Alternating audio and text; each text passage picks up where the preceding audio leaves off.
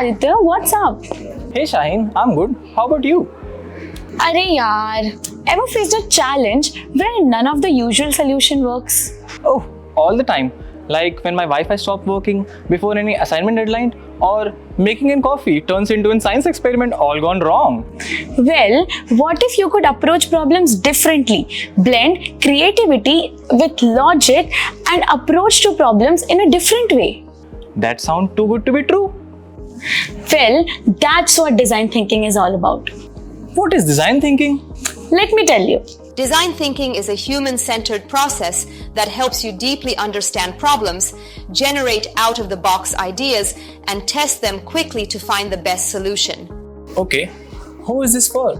Please tell me. I don't need to be some creative genius who sketches ideas on a napkin paper in a coffee shop. No, it's for everyone. Any field, any background, zero prerequisites. If you can solve a Rubik's Cube in under, never mind. You don't even need to do that. Thank God for that. But what's in it for me? You'll gain a problem-solving mindset and impress people with creative thinking. And who knows, maybe even figure out how to make a coffee. Okay, but who is organizing this?